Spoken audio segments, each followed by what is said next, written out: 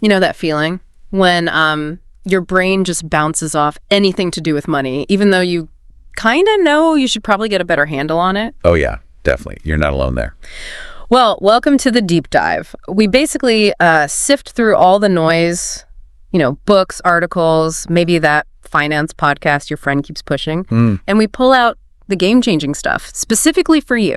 Think of this as like your shortcut to feeling financially clued in. Yeah, without needing a PhD in finance. Exactly. So today we're plunging into a book that honestly really shook things up for a lot of people. It's Robert Kiyosaki's Rich Dad, Poor Dad. Ah, yes.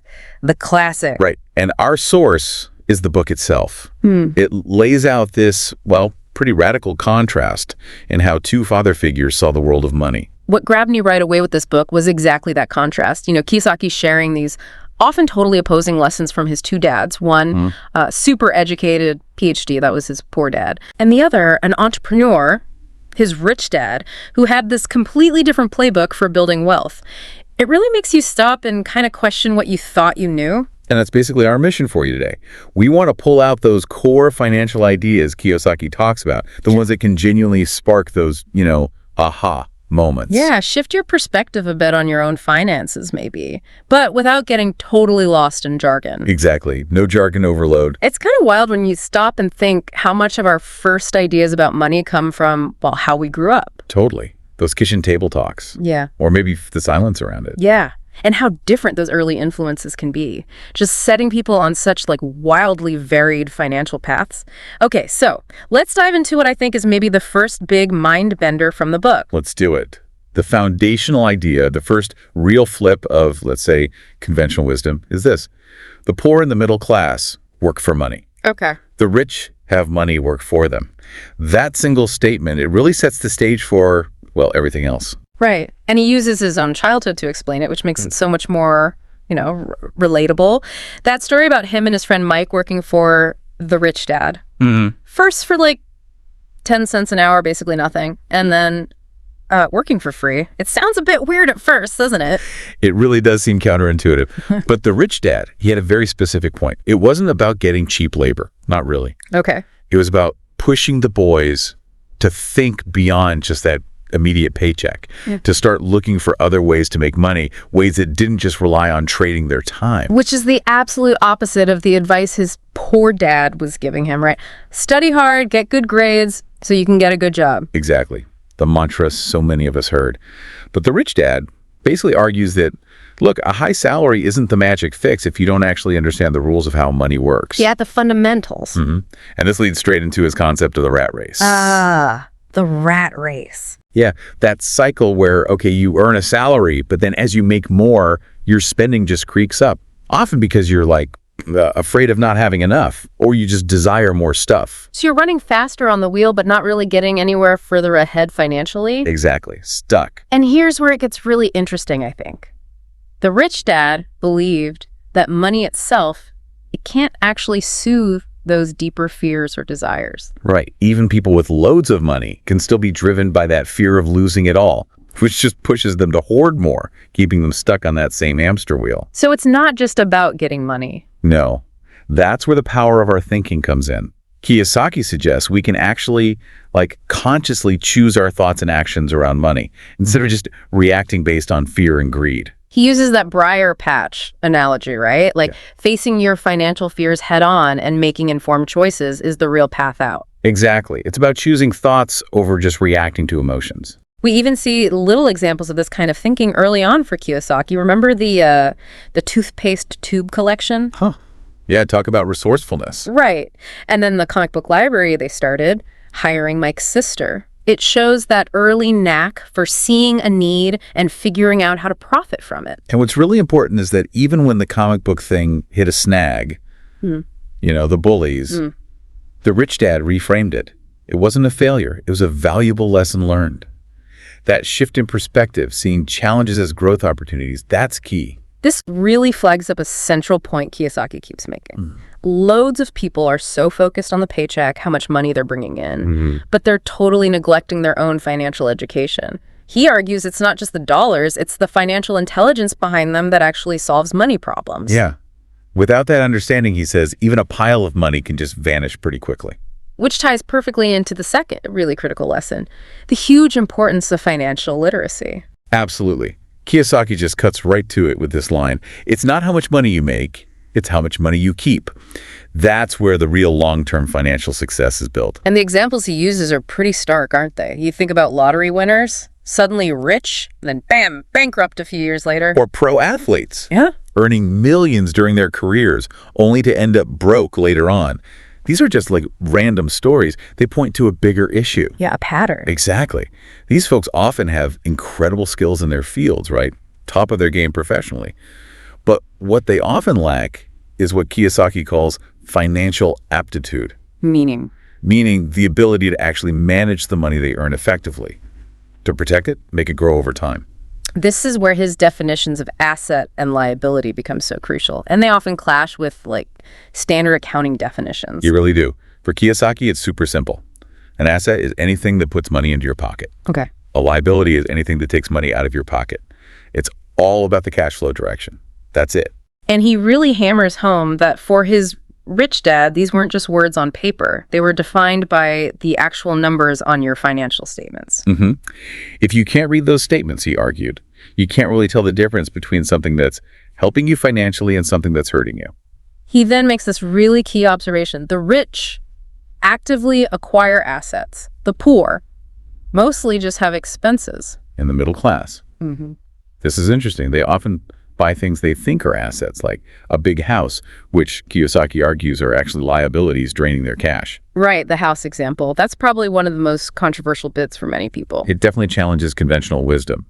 His point, purely from a cash flow angle, is that your primary home usually doesn't generate income, right? No, it costs money. Mortgage, taxes, upkeep. Exactly. It takes money out of your pocket each month. So by his definition, it's a liability, not an asset. He even brings in that Japanese idea, the three powers. Oh, yeah. The sword for weapons, the jewel for money, and the mirror. The mirror for self-knowledge. Right. And he argues that self-knowledge, like really understanding your own relationship with money and your fears around it, is the most valuable power. And that fear is a massive hurdle. Fear of looking different, fear of being criticized, fear of stepping outside the norm. Yeah, it keeps people just following the herd financially, doesn't it? Accepting advice without really thinking it through. Totally. Your home is your best investment. Save every penny. Kiyosaki challenges these, saying they often keep people stuck in that middle-class financial loop. He contrasts the financial statements, right? The rich have income from assets covering their expenses, while the middle class rely mostly on salary, and their expenses just rise with income. And that dependence on the paycheck, combined with financing liabilities, leaves the middle class pretty vulnerable financially. A job loss can be just devastating when your whole setup relies on that one income stream. Okay, let's shift gears. Lesson 3. Mind your own business. Sounds a bit, selfish. Oh, yeah, it does on the surface.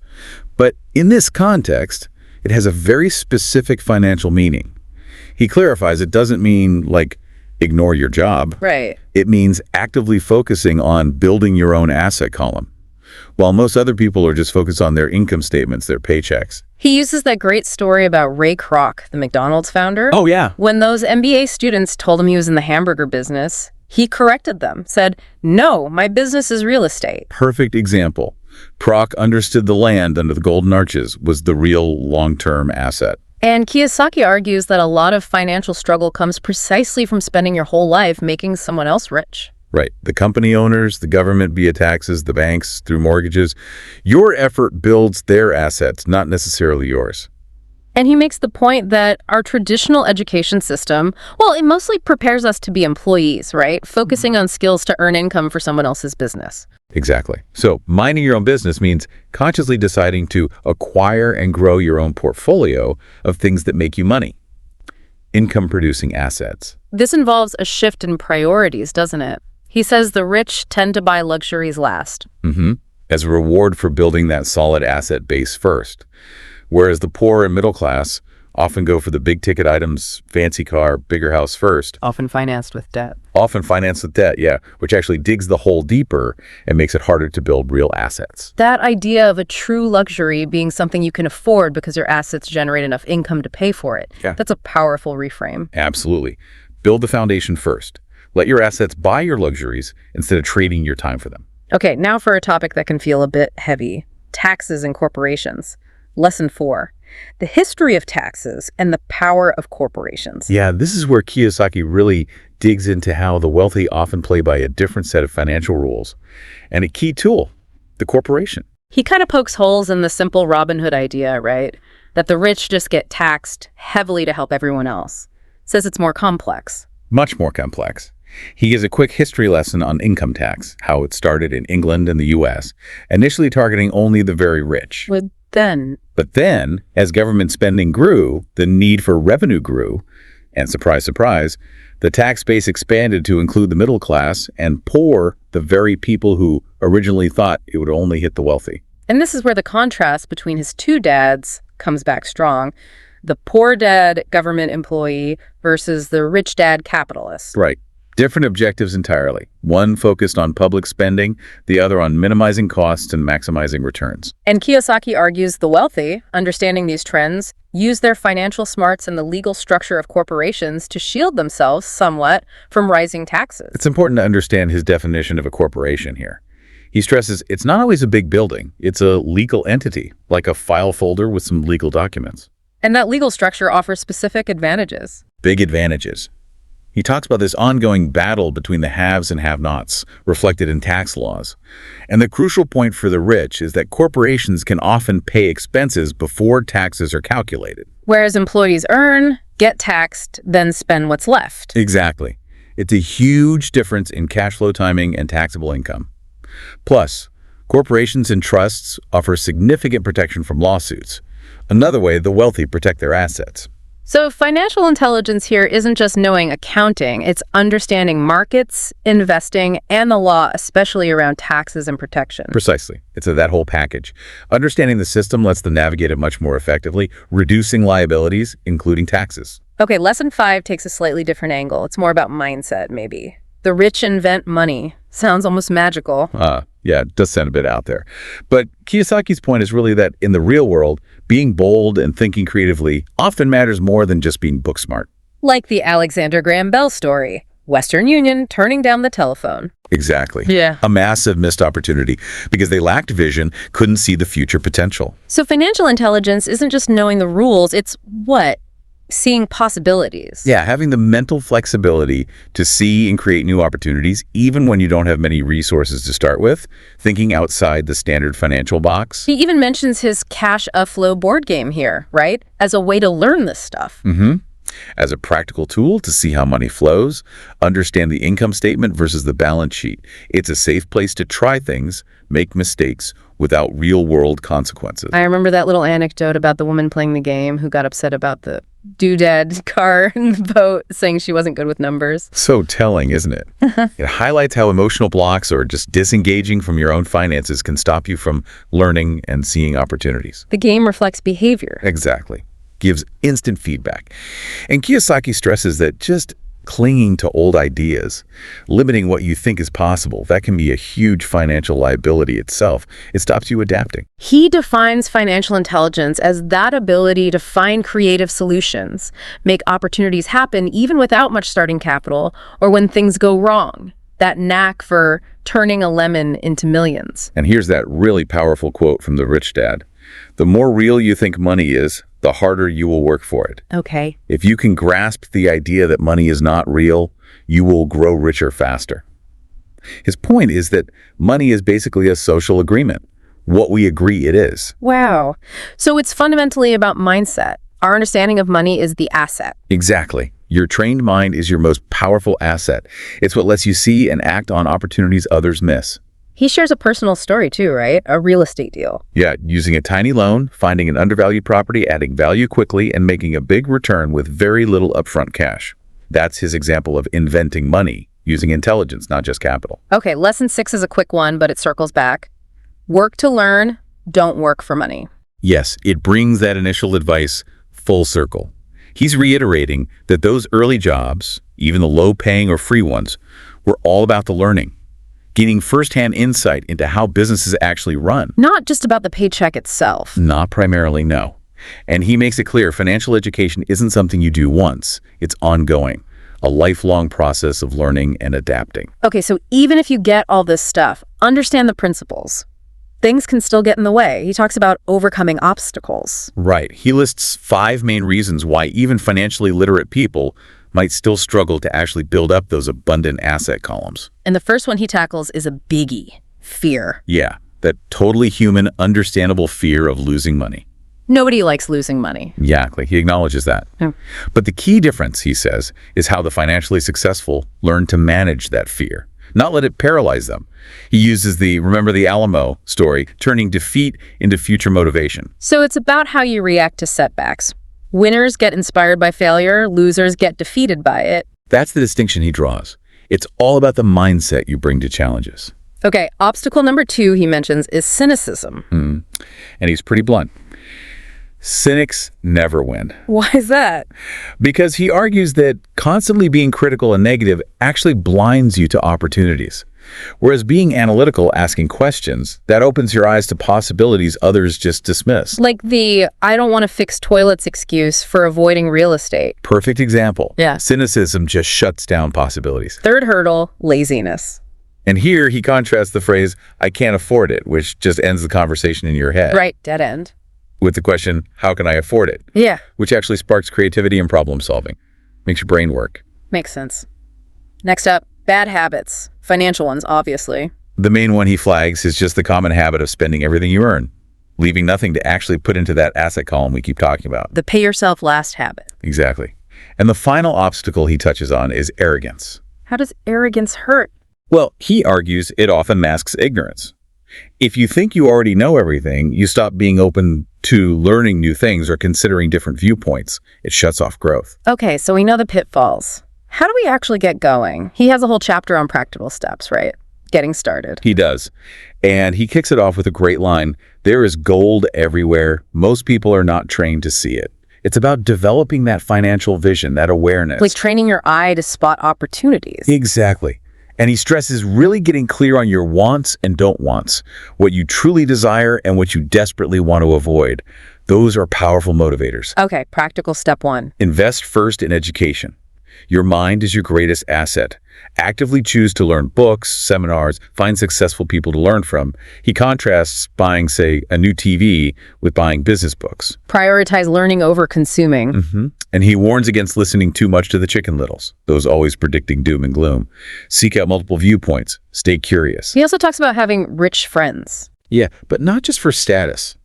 It's about the information flow, the opportunities that often circulate within those networks.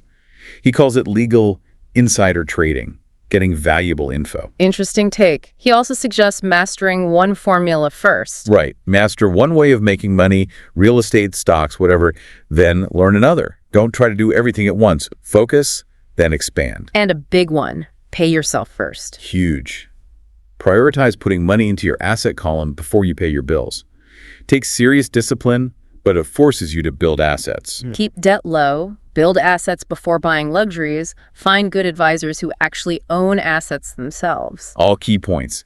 And he introduces that idea of being an Indian giver in investing, getting your initial investment back quickly while keeping the asset working for you, like buying a foreclosure, renting it out, getting your cash back via refinancing, but still owning the income property. He encourages making offers, even low ones, and using escape clauses in deals, and just constantly observing your surroundings for opportunities.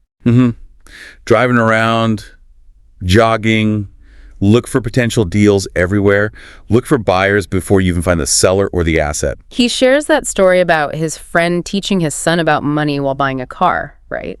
Showing the importance of family financial education. Yeah, really weaving it into everyday life. He talks about using your desire for nice things as fuel to invest, not just to spend or borrow. Create the money first. He also mentions heroes and mentors for inspiration. Definitely. Learning from people like Warren Buffett or whoever inspires you. And the power of giving, providing value, often brings returns. So the practical steps boil down to look for deals, network, learn constantly, make offers, know when to walk away. Pretty much. He shares stories of people starting small, using intelligence over capital, and achieving amazing results. It reinforces that core idea. That money is an idea. Exactly. Change your thinking, start small, keep learning, and you can change your financial reality. Okay, wrapping up. In his final thoughts, he briefly mentions the 3 types of income. Right. earned income from a job, passive income like from rentals, and portfolio income from investments like stocks. And the wealthy focus heavily on passive and portfolio. And this leads into the cash flow quadrant idea. E for employee, S for self-employed or small business, B for big business owner, and I for investor. It's a framework to understand the different ways people earn money. He says his later work explores this much more. And he finishes by saying every financial choice we make puts us on a path towards being rich, poor, or middle class, and encourages sharing the knowledge. Yeah, he reflects a bit on finding his own path. Beyond just school, listening to intuition, finding passion, he warns against getting stuck, even financially successful, in something unfulfilling. The Rich Dad Company mission is about providing that education through games and courses. The path is the goal. Right. And while freedom's possible in any quadrant, the B&I skills really accelerate things. He sees Rich Dad, Poor Dad as part one and the quadrant as the next step. He closes with that great story, doesn't he? Ed and Bill, the water haulers. Ah, yeah, the pipeline story. Ed works himself ragged hauling buckets. Bill disappears, builds a pipeline, and creates a system for ongoing income with less effort. Perfect illustration. Build your pipeline, don't just haul bucket. Exactly. It sums up the core difference between working for money and having money, or assets, work for you. So to wrap up our deep dive on Rich Dad, Poor Dad, the main takeaway really is the huge importance of financial education, proactively seeking it out. Yeah, making that mental shift, moving from just working hard for a paycheck to understanding how to make money work for you by acquiring those income-generating assets. We really hope this discussion got you thinking about those contrasting ideas Kiyosaki presents, the two dads, and maybe considering which perspective resonates more with where you are now. Those aha moments, hopefully, are just the start. It's an invitation to explore more. And maybe one last thought to leave you with. What kind of ingrained rules about money have you just accepted without really questioning them? And what might happen if you started challenging those assumptions about your own financial future? Good question to ponder. Thank you so much for taking this deep dive with us today. We really hope these insights give you some valuable food for thought.